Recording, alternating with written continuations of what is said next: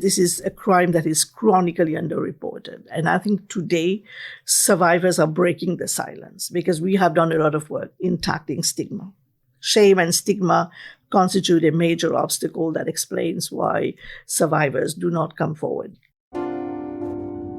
Medieval crimes are being committed. I come with clean hands. Victims of horrific crimes want justice. We don't have anything better than this. This is Asymmetrical Haircuts, your international justice podcast, with Janet Anderson and Stephanie van den Berg.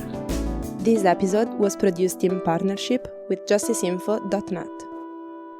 All rise. Hi, Janet. Hi, Steph. Last week there was a super interesting meeting of prosecutors from all around the world who were sharing their knowledge about how to prosecute conflict-related sexual violence, or CRSV. Yeah, thanks very much for the acronym, because I think this episode is going to be a bit acronym heavy. We were actually able to sneak in briefly. This was at the Peace Palace in The Hague. And what really impressed me was the level of expertise around the room and the really strong commitment that you could hear from people about what they wanted to do in relation to CRSV.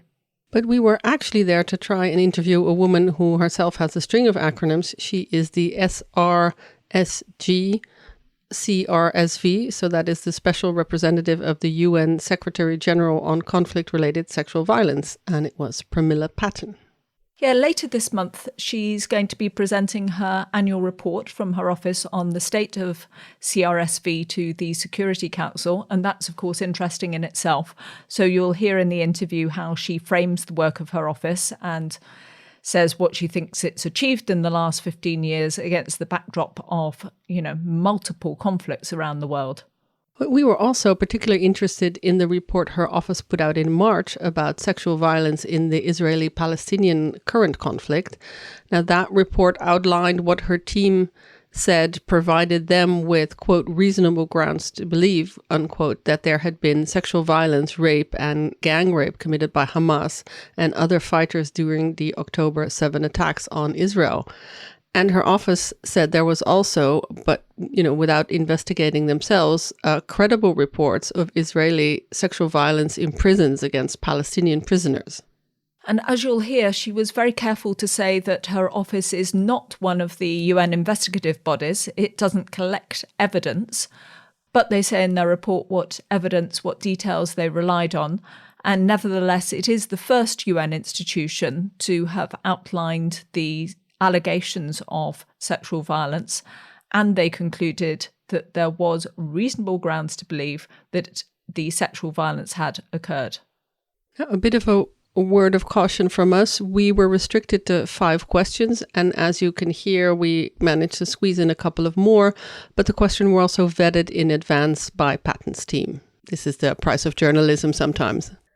Yeah, I think it's interesting for our listeners to know that sometimes for journalism, for access, you can have constraints. Communications people want to try to control some of the narratives. But we decided in the end that the interview was important enough, and we've left it really long in terms of her answers.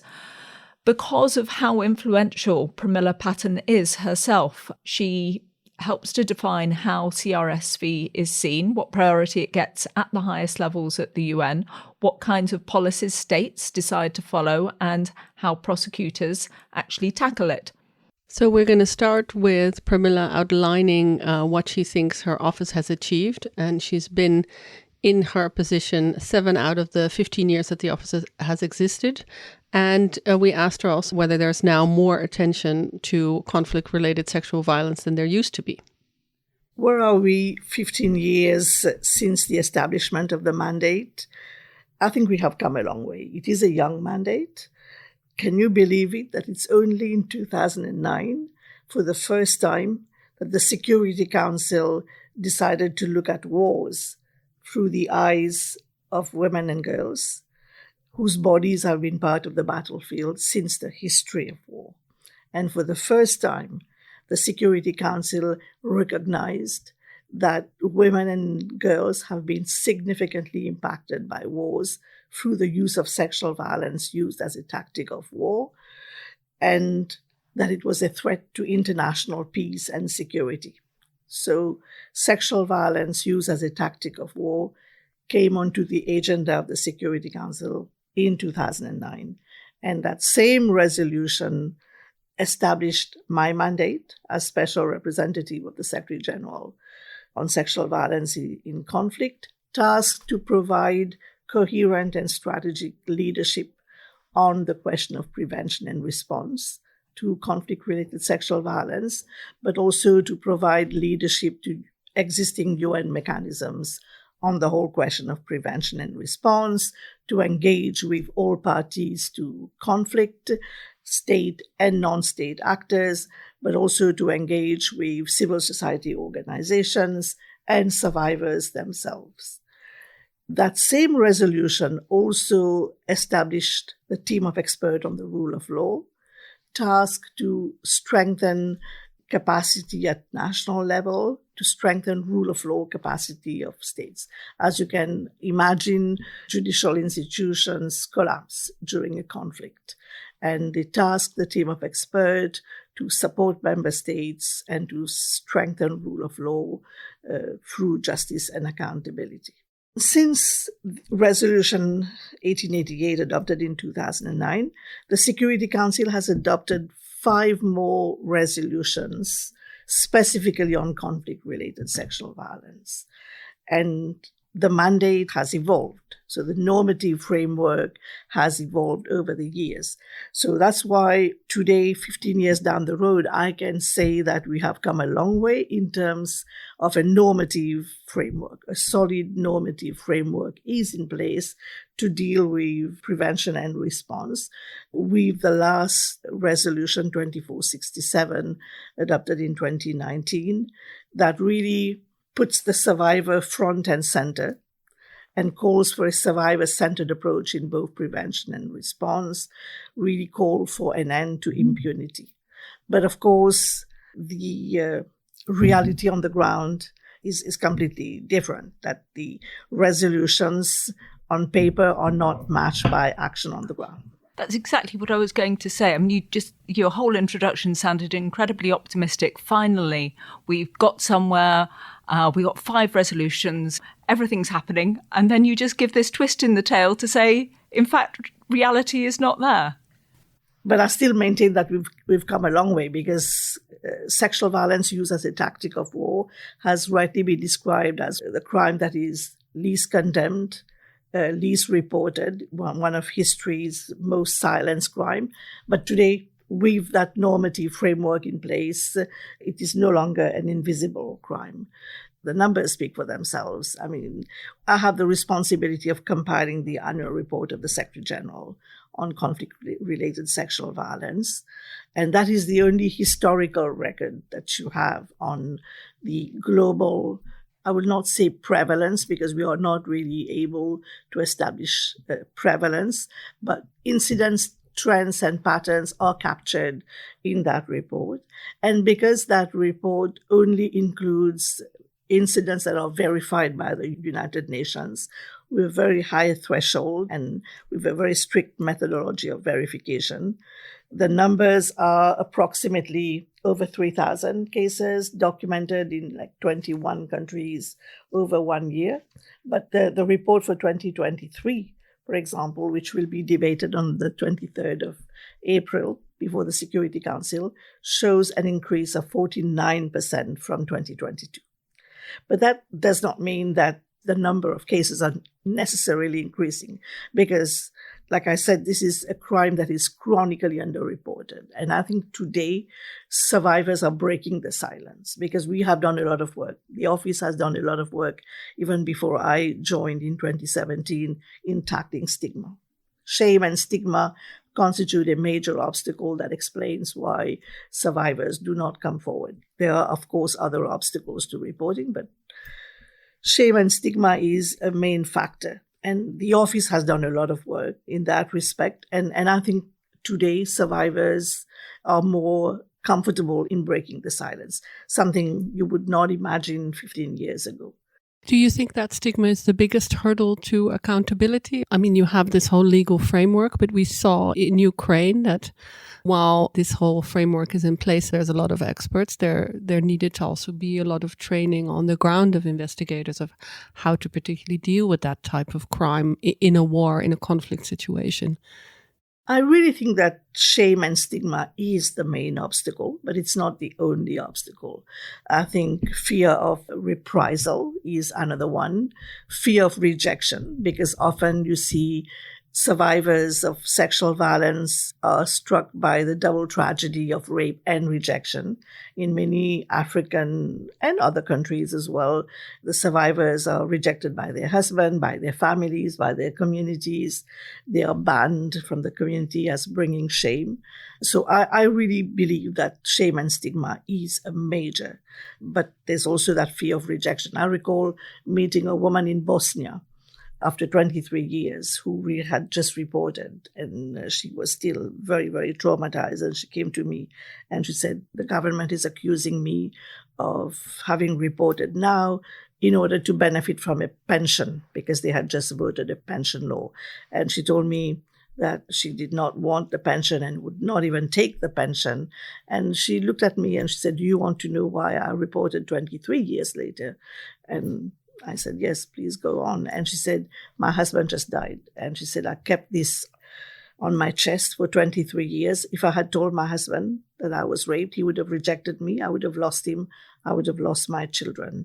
And as he died, the first thing I wanted to do is to relieve myself from that huge burden. So that's how long it can take. And this is what the fear of rejection can do to survivors of sexual violence.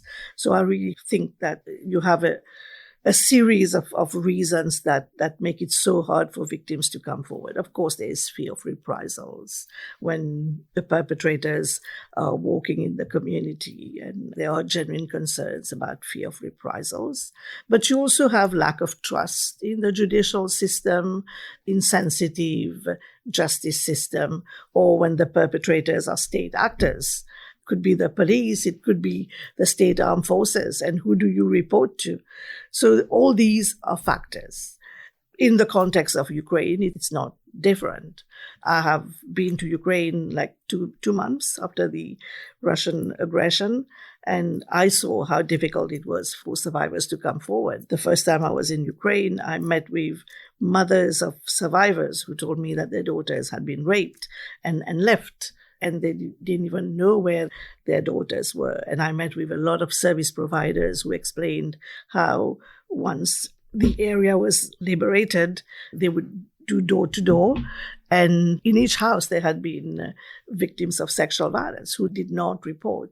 So that's why I urged the First Lady, for example, to use her platform to call on survivors to break the silence by telling them that their silence would be the license of the perpetrators to continue to rape. And I engaged with the president of Ukraine to explain to him that it's great that he's focusing on justice and accountability, but it is also important to create a safe and enabling environment for survivors to feel comfortable to come forward.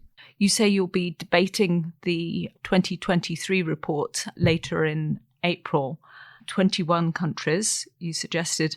We've already mentioned Ukraine. Where isn't there enough attention? I mean, we know it's happening in all kinds of conflicts. So where are we not focusing on that we should be focusing on? Well, it's unfortunate that one conflict eclipses many others. It is unfortunate that headlines fade. It is unfortunate that media reporting is not always about the rape. It's always about bombs. And although there has been a shift, there has been a paradigm shift, and I saw that with Ukraine, but I also see that headlines fade, and that is a pity. But I must call a spade and say that I have also seen how sexual violence can be instrumentalized and sometimes exaggerated, and that does not do justice to anyone. So there has to be safe and ethical reporting. So there is work to be done with the media in how they report. Of course, I encourage the media to report about sexual violence because this is the hidden crime in any conflict. but it has to be about safe reporting. And that's why my office is also engaging with journalists and doing training on safe and ethical reporting. So coming back to your question about conflicts that are eclipsed and on which there is not enough attention, there are many of them. A couple of years ago, we were talking about Ukraine. Today, we are talking about Israel and the 7th of October attacks. But I can tell you that DRC, there is a huge spike in the number of cases since March 2022 with the resumption of hostilities by M23. And we are talking in terms of real numbers, thousands. But the UN is only able to verify a few of them, maybe 1,000. But when you look at, for example, UNFPA's data for 2022, I had cases like 38,000 of cases of sexual and gender-based violence. I had 32,000 of cases reported by UNICEF. But I used data from the Human Rights Office, and the number was like below 1,000. So it was a huge gap. One NGO, Médecins Sans Frontières, reached out to me and shared their data. And they had something like 674 cases of rape in Eastern DRC in 6 camps over 2 weeks. And who's talking about DRC? And it has not been abated. I mean, we are now in 2024.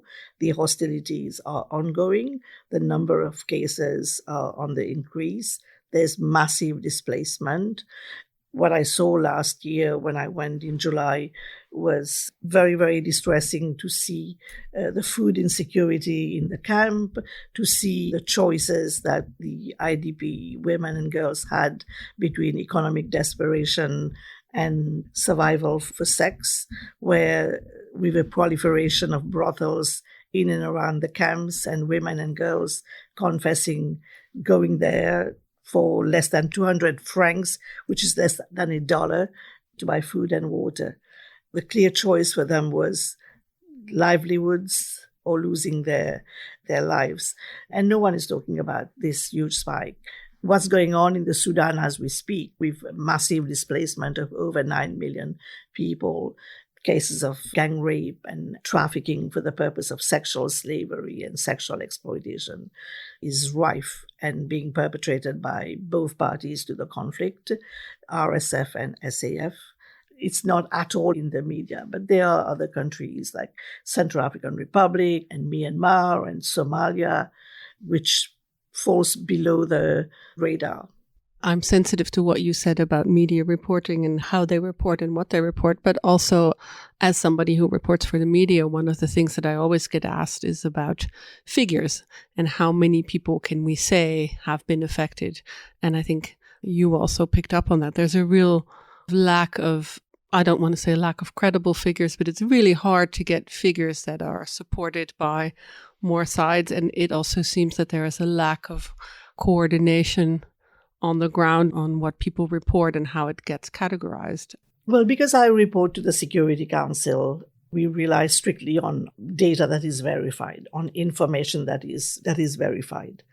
But at the same time, it's hard to expect accurate bookkeeping on an active battlefield.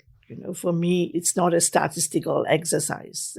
And that's why every year I say that the report is about incidents, trends, and patterns, and that shows the severity and brutality of the sexual violence, but does not purport to show the actual prevalence. And we talk about trends. For example, in this year's report, we show the impact of militarization. We talk about proliferation of small arms and light weapons and how it impacts on the safety and security of women. Like the majority of women and girls who are raped at gunpoint. So we highlight these trends. In previous report, we have highlighted the trend of climate-induced conflict in certain parts of Africa. We have highlighted the nexus between conflict-related sexual violence and trafficking for the purpose of sexual exploitation. And in the context of Ukraine, that was the focus of my report last year, to show how trafficking is an invisible crime. And with the massive displacement in Ukraine, both in time and scale, that there was a huge risk of trafficking internally, but also for the refugee population in neighboring countries. The nexus with food insecurity is what I am also highlighting in this year's report. So for me, it's not only about the numbers. One of the most recent reports that came out of your office, which did attract quite a bit of attention, was into the allegations of sexual violence by Hamas fighters as they attacked various places in Israel on October the 7th, including also some of the allegations of sexual violence that the hostages who had been taken in by Hamas and later released also gave evidence on that to you. And it's really one of the most sensitive reports I think that your office has come out with, at least in my experience. I've seen such a lot of commentary around it. I mean, particularly from some people saying, well, basically there's a lack of evidence. And you were very clear, I think, to say what your evidentiary standard is. And we've been hearing that in every answer you've given. You're very clear, this is what we can say and no further. So the quote that's there is, quote, reasonable grounds to believe, unquote. I think our audience understands what that means, but maybe you could lay that out clearly to everybody. What does that level of evidence mean? And how did you get to that conclusion? Well, I must say that I did not go to Israel to conduct an investigation. I do not have an investigative mandate. I went to gather, analyze, and verify information on incidents of sexual violence reportedly committed on the 7th of October and its aftermath. I had to do this exercise because there is no UN presence in Israel, and I needed to do this exercise for its potential inclusion in the annual report of the Secretary General before the Security Council. There's no UN presence. There's no UN presence in Israel that does this kind of monitoring. So you do not have the Office of the High Commissioner for Human Rights, OHCHR, in Israel. You have OHCHR presence in OPT, in occupied West Bank, in Gaza. And that's the reason why I did not have to do a similar exercise in occupied West Bank, although I went there to engage because I had some information about reported allegations of sexual violence against the IDF and settlers. So although it was not investigative in nature, given the sensitivity of the subject, I decided to, with my technical team, that we would apply the same UN methodology of verification. And we had decided that it would be on reasonable grounds to believe, as is the case for even UN entities with investigative mandate. So what does it mean? It means our own assessment, objective assessment of credibility of witnesses that is verified. So we would require a certain level of verification and corroboration. And in the case of Israel, the verification was more from footage that we saw, from photographic imagery that we had, from interviews. I'll just give you one very concrete example. We have a witness, an eyewitness to an act of sexual violence that happened on the 7th of October, but we interviewed other witnesses. So we did not rely on the single version of one witness. So we sought to have corroboration of that witness testimony, but also backed by photographic images and in some cases raw footage. So that was the kind of exercise that we did. And that's why, with respect to 3 locations, we came to the conclusion that we had reasonable ground to believe that there is enough information that sexual violence occurred in the form of rape and gang rape. We did not collect evidence, but information. And with regard to most of the other locations, we had circumstantial information that did not reach the threshold of reasonable grounds to believe, but circumstantial information, which was mainly in the form of photographic imagery, of a pattern of women, and in some cases men, being totally or partially naked from the waist down, with bruises, etc., that is indicative of some form of sexual violence. And circumstantial evidence, information, meaning that there is no other inference to be drawn except that. So there was a lot of circumstantial evidence that was available. We did not proceed to do attribution because we did not feel it was our task. And we also could not establish prevalence in such a short term. And we stress in that report that even the actual prevalence may never be known because of the fact that many were killed. Many victims of sexual violence were killed. And I have not met any survivors of sexual violence of the 7th of October. And the information I had is that there is a handful, but that they were undergoing very specialized trauma treatment, that they were disoriented, they had cognitive difficulty and suffering from survivor's guilt and were not prepared to speak.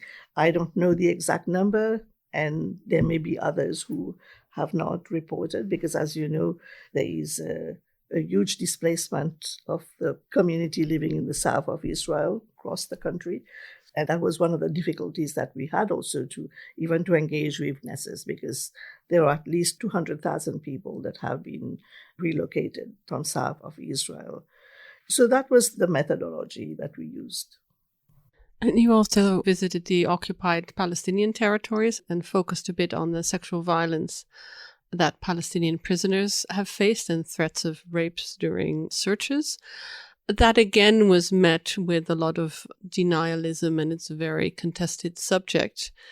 How hard is it for you when state actors don't want to engage with the things that you found out or refuse to acknowledge your reporting?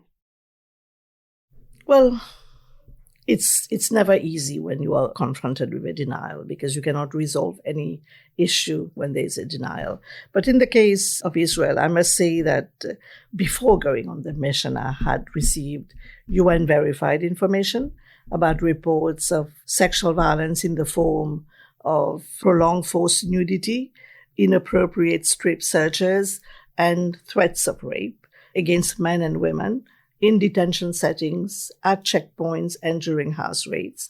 And even before finalizing the parameters of the mission with the government of Israel, I requested a visit to occupied West Bank to engage with the Palestinian Authority, but also to meet with recently released detainees in order to raise these issues with the relevant Israeli authority. And that parameter was agreed. So I did go to occupied West Bank and did meet with a large number of civil society organizations, with the Independent Human Rights Commission, with a number of recently released detainees, but also with relevant line ministries. And I got very disturbing information about threats of rape and also the prolonged forced nudity, which according to me will reach the threshold of conflict-related sexual violence. And I did raise it with the relevant Israeli authorities. There was no denial per se at the time that I raised it, but instead they shared with me that they have protocol in place and that they have a complaints mechanism in place and that reports are duly examined. But I also shared with them the information that I had, that out of some 1,400 complaints, that only 3 were given due consideration and were found to be unfounded in terms of allegation. And that's why one of the recommendations that I have made in my report is to have a framework of cooperation with the government of Israel that would include working with the security sector in terms of oversight, to work with them on the allegations received on the other side. So that information will be in the report of the Secretary General, and also information that we have received through UN agencies for Gaza and for occupied West Bank will be in the report of the Secretary General. We see now in the last couple of days, weeks, a lot of photos flooding social media of Israeli soldiers with all kinds of underwear, posing with underwear, reportedly from women in Gaza, that gets touted very much on social media by Palestinian activists as proof of the prevalence of sexual violence in Gaza. How do you, as an expert on conflict-related sexual violence, look at these images, or don't you? I keep away. I'm very skeptical about social media, especially in the context of this conflict. And that's why I made sure that in my technical team, I had an expert on a digital analyst and open source information who did ensure that the raw footage that we saw, the 50 hours of raw footage and the over 5,000 photos that we were presented were authentic and not manipulated, because this is not my area of expertise. So I needed to get the right expert in my team. So for that reason, I keep away. And for whatever is happening in Gaza or the occupied West Bank, colleagues from the Office of the High Commissioner for Human Rights will do their verification within the parameters using the right methodology, and I will use their information because I know that I will be basing myself on solid information that has been verified. And the final question. Oh, you should never say that, Steph. What would you want to impress on everybody working with conflict-related sexual violence or people in a position to do something about it? What is the one thing that is important that everybody knows about this type of crime? Yeah, I was going to ask something similar because we're actually here at the Peace Palace and you've been addressing this amazing group of prosecutors from around the world. So I'm wondering, what's your message to groups of people like that people need to know about conflict-related sexual violence?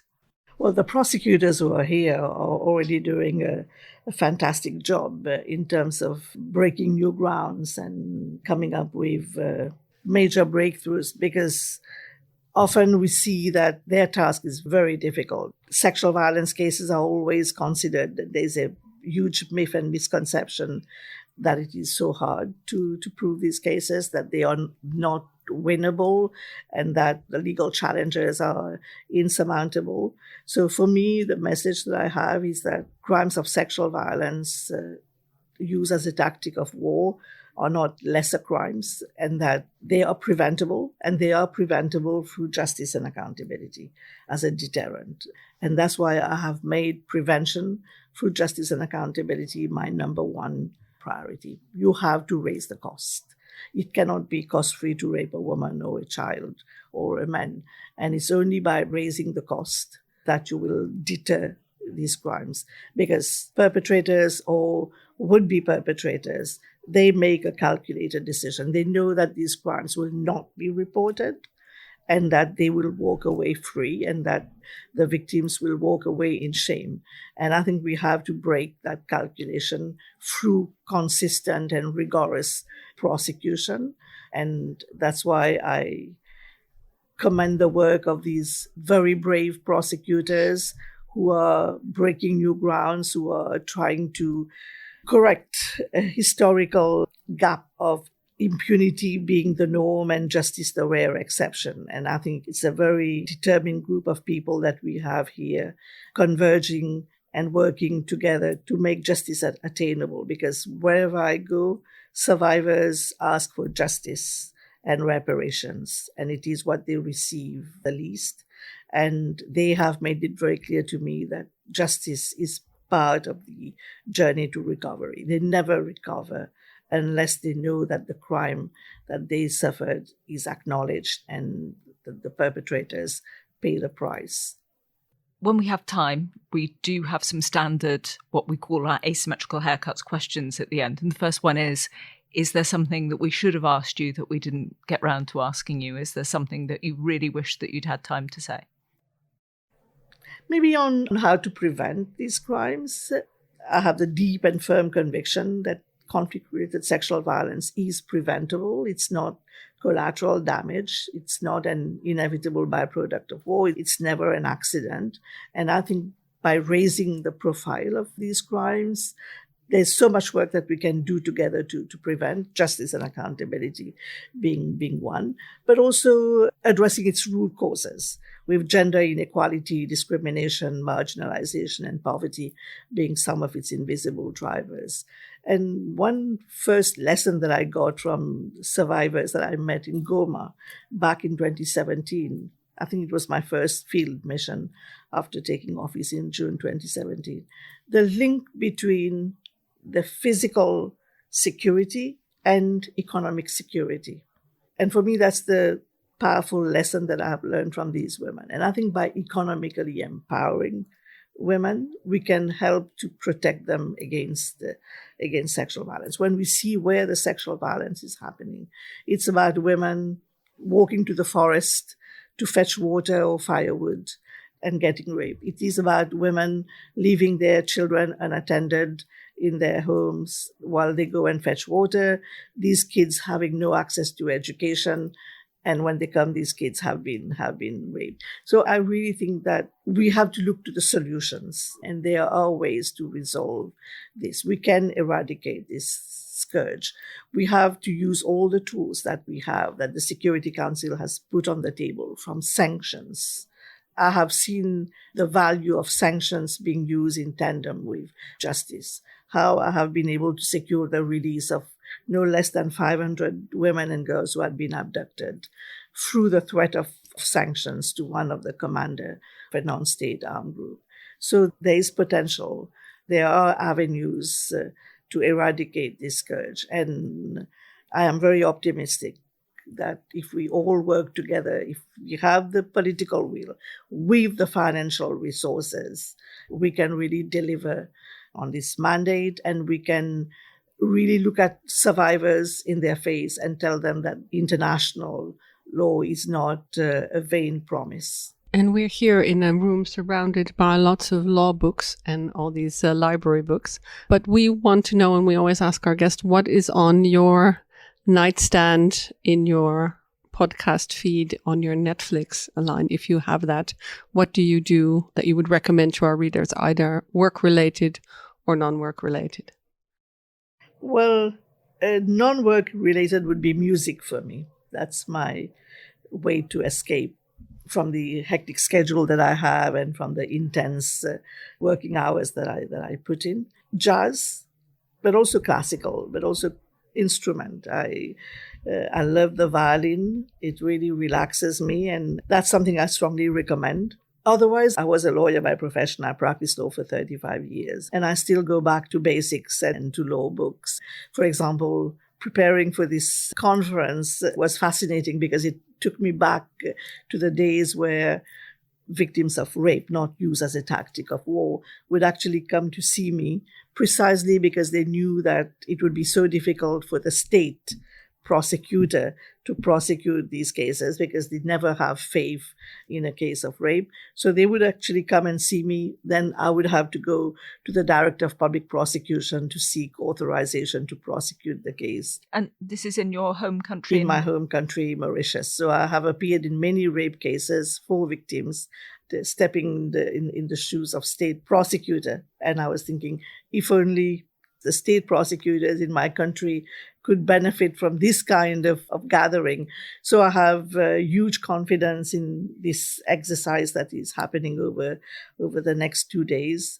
But I really want to see a community of practitioners emerge from this, where there can be constant cross-sharing of experiences.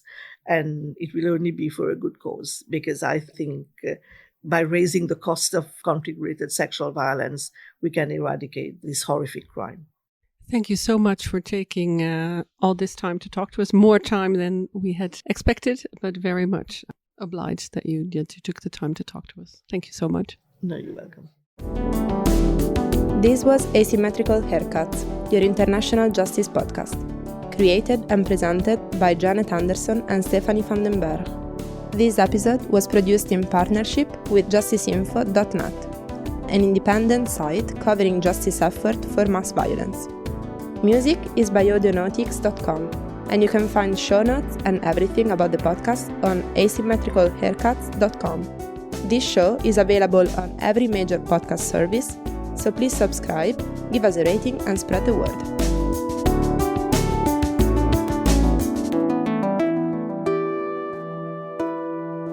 Hi, it's us again. Just to say that if you enjoyed the interview and you want to support our work, head on over to patreon.com and buy us a coffee there.